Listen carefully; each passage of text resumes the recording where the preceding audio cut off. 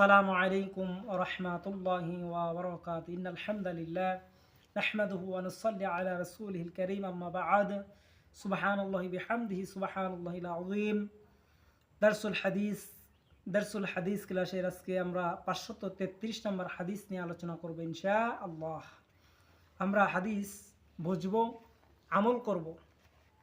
হাদিস আমল করব, বুঝবো, পড়ব। হাদিস চলে আনা আবি দারদা রাদিয়াল্লাহু তাআলা আনহু থেকে বর্ণিত। এবার আসুন আমরা হাদিসের ইবারত বলি। ওয়া আন আবি দারদা রাদিয়াল্লাহু তাআলা আনহু ক্বালা আওসানি খলিলি আন লা তুশরিক বিল্লাহি শাইআন ওয়া ইন কুতি'তা ওয়া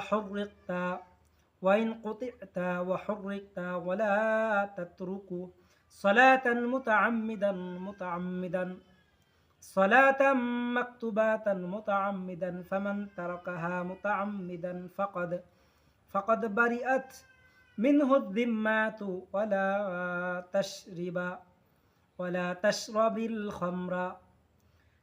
تشرب الخمر فإنها مفتاح كل شيء رواه ابن ماجه। হযরতে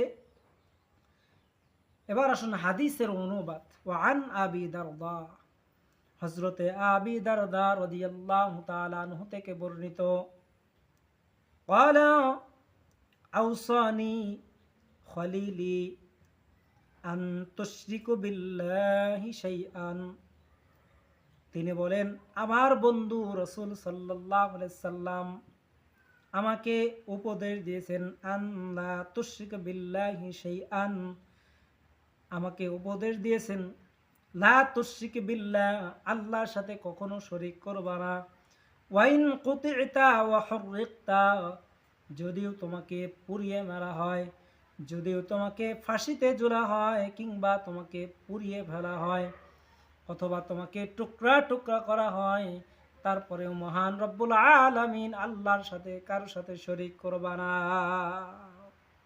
ওয়াইন কুতি'তা وحرقت ولا تترك صلاة مكتوبة, আর তোমরা নামাজ কখনো পরিত্যাগ করবা না। ওয়ালা তাতরুক সালাতান মাকতুবাতান, পাঁচ ওয়াক্ত নামাজ কখনো পরিত্যাগ করবা না। মুতাআম্মিদান সালাতান মাকতুবাতান মুতাআম্মিদান ফামান তারাকাহা, যে ব্যক্তি সালাত পরিত্যাগ করে, নামাজ পরিত্যাগ করে, ফামান তারাকাহা মুতাআম্মিদান ফাকাদ বারিয়াত মিনহু যিম্মাত, যে ব্যক্তি স্বেচ্ছায় নামাজ ত্যাগ করে তার থেকে ইসলাম প্রদত্ত জিম্মা উঠে যায়। ফাকাদ বারিয়াত মিনহু যিম্মাত ওয়ালা তাশরাবিল খামরা ফাইন্নাহা মিফতাহু কুল্লি শাইইন, যে ব্যক্তি স্বেচ্ছায় নামাজ ত্যাগ করে তার থেকে ইসলামের জিম্মা উঠে যায়। আর তোমরা কখনো মদ পান করবা না। ওয়ালা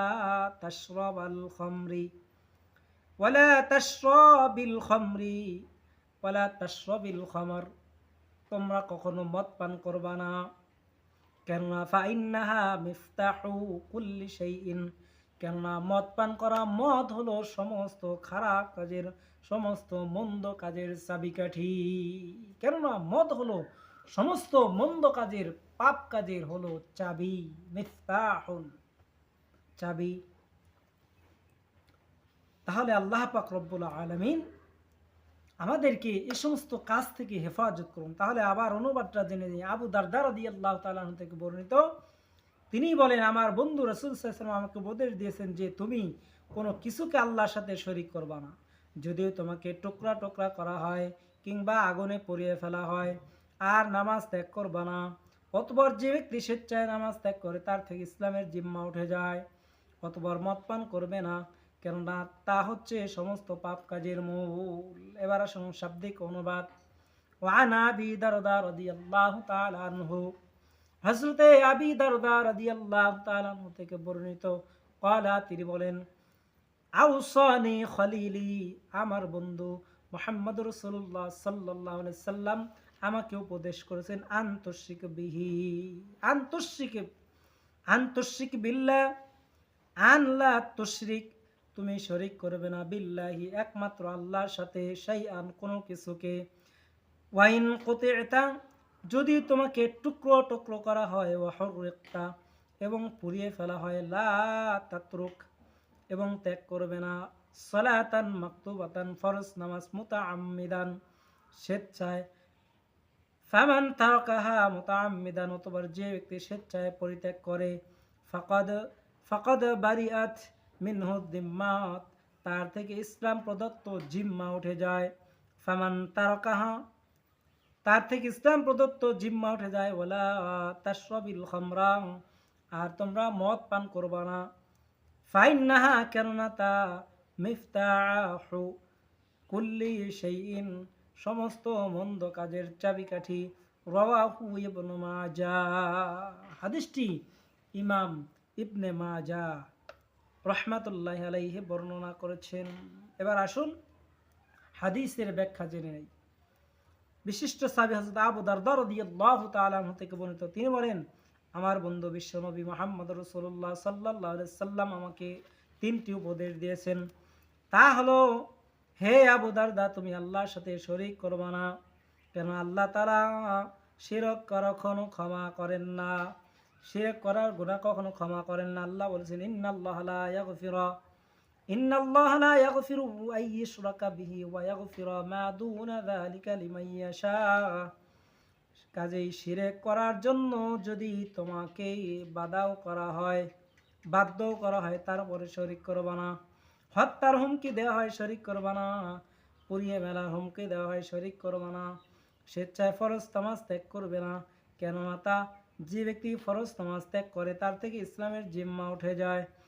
আর হলো, স্বেচ্ছায় কখনো মদ পান করবা না, স্বেচ্ছায় কিংবা অনিচ্ছায় কখনো মদ পান করবা না, কোনো সময় মদ পান করবা না, কেননা স্বেচ্ছায় যে ব্যক্তি নামাজ ত্যাগ করে তার থেকে ইসলামের জিম্মা উঠে যায়, ফলে সে কুফরিতে নিমজ্জিত হয়ে যায়। কখনো মদ পান করবে না, কেননা মদ হচ্ছে সমস্ত পাপ কাজের চাবিকাঠি, সমস্ত পাপ কাজের মূল। তাই আসুন আমরা আল্লাহ রসুলের বাতলে দেয়া হাদিস আমল করি, কখনো নামাজ পরিত্যাগ করবো না, আল্লাহর সাথে শরীক করবো না, এবং কি মদ পান করবো না। 1 নাম্বার হলো কখনো আল্লাহর সাথে শরীক করবো না। 2 নাম্বার হলো কখনো ফরজ নামাজ সালাতান মাকতুবাতান 5 ওয়াক্ত নামাজ ছাড়বো না।